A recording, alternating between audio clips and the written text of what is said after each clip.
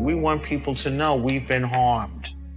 We want you to stop this. We've made some strides in our movement, but the average person still doesn't know about us and still is just brainwashed by the media. Dr. Cohen, you're a licensed and certified psychiatrist who examined Jenna Miller? That's right. I met Miss Miller last week. What was your diagnosis? Jenna suffers from bipolar disorder. It's a medical condition caused by a neurochemical imbalance. It's a lifelong, incurable illness that can be treated with medication. To fight the misinformation that persists in our society, psychiatric survivors have mounted a campaign to educate the public. We're in this witch hunting, scapegoating atmosphere where people diagnosed with mental illness are the easy target for all this inexplicable gun violence. I think the most important thing is to really try and educate the public that what we're doing with the mental health system is very counterproductive. It's actually making people in society less safe. There needs to be more education, I think, at a younger level on just how to think critically about the world around us. If the public understanding isn't there, if the cultural change isn't there, then people will find other ways to justify force and coercion. And the old story's falling apart within the public, and increasingly you see that happening. You know, we did see the article in the New York Times about withdrawal problems from antidepressants. That wouldn't have run 10 years ago. There was an NPR thing about antidepressants. What do we know about their long-term effects? Before it would have been just saying, oh, of course they're great. Now they were saying, well, we don't really have evidence of that. That's a change. Whitaker's book, Mad in America, has been highly influential in reaching the public. Whitaker's following grew into madinamerica.com, which publishes blogs and news articles about science, psychiatry, and social justice.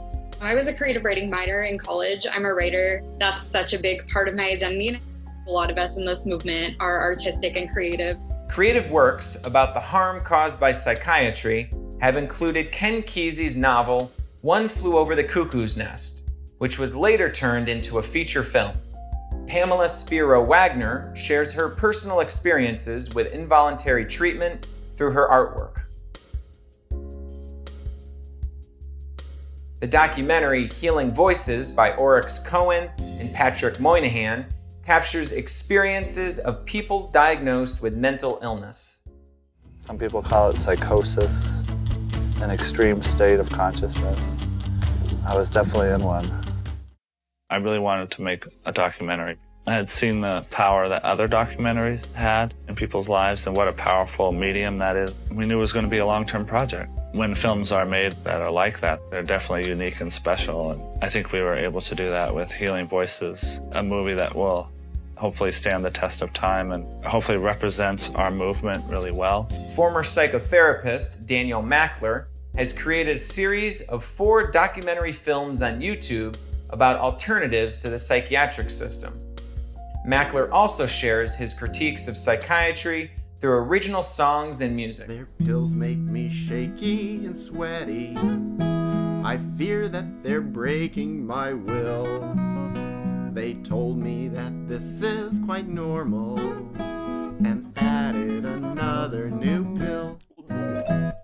Podcasting has become an even more accessible medium with Will Hall's popular show called Madness Radio. What does it mean to be called crazy in a crazy world? Listen to Madness Radio, voices and visions from outside mental health.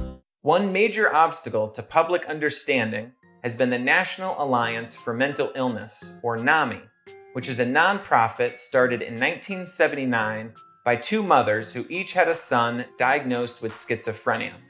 At the time, the mental health system was blaming emotional problems on family dynamics, and NAMI fought to shift the focus away from the family and onto the individual. NAMI has become a main promoter of the claim that neurochemical imbalances cause people's emotional distress. Suspicions have existed that pharmaceutical companies fund NAMI, and in 2009, a U.S. Senate investigation revealed that more than half of NAMI's annual funding comes from drug companies. Despite the tremendous power and reach of NAMI's misinformed message, MindFreedom's Fast for Freedom hunger strike in 2003 was incredibly influential. A group of 7 activists refused to eat solid foods until the American Psychiatric Association, Surgeon General, and NAMI provided at least one scientific study proving the common industry claim that mental illness is biologically based. It felt like a real example of people power. A bunch of us met and lived in a place donated by a church in the LA area. Plus, we were in touch with thousands of folks by the internet. Then we broke through to a few major media, and we reached a lot of people.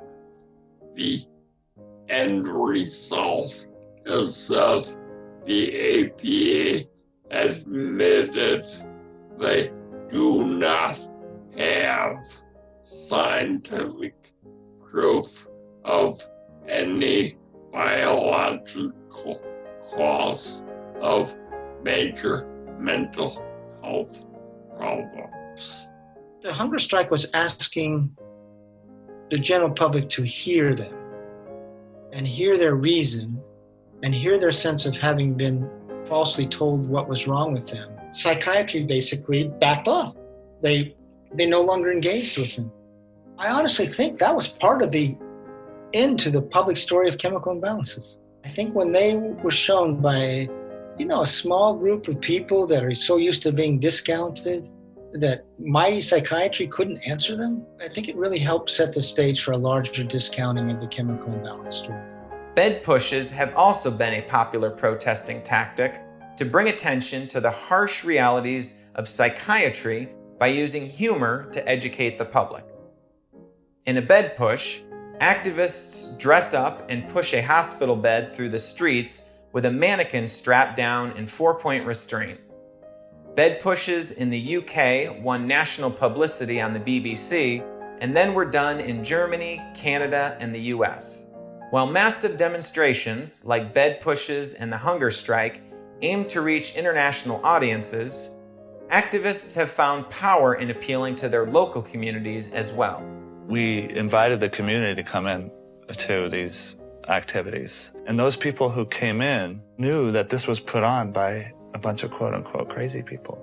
And so think about how that can change people's perceptions. If you can show the community, hey, we have things to offer, we have a lot of gifts to give to the community, and you wouldn't have this if it wasn't for our group. We believe in healing for the whole community. We're all together. That's how we destigmatize. One successful event to shift public perception is the annual Mad Pride March, which has taken place every July since 1993. The march started in Toronto and has now spread to London, Ghana, Vancouver, and Montpelier. I consider myself a Mad Pride activist or neurodiversity activist. So I consider that those are paradigms that look at all of the different traits and characteristics and experiences that can be categorized as mental illness as just naturally occurring parts of the human experience. In July 2014, Mad Pride Day was extended to an entire week of activity as it became part of Creative Maladjustment Week, inspired by Martin Luther King Jr., who was proud to be what psychologists labeled as maladjusted. As King wrote in his book, Strength to Love, the salvation of the world lies in the hands of the creatively maladjusted. It's a way of being proud of yourself as a mad person, a crazy person in this world that is maladjusted. That I'm just going to express myself and be who I am and show people this is me. Changing public perception is the first step in shifting our culture. In our next segment, we will explore how the CSX movement has won tangible victories in improving the mental health system.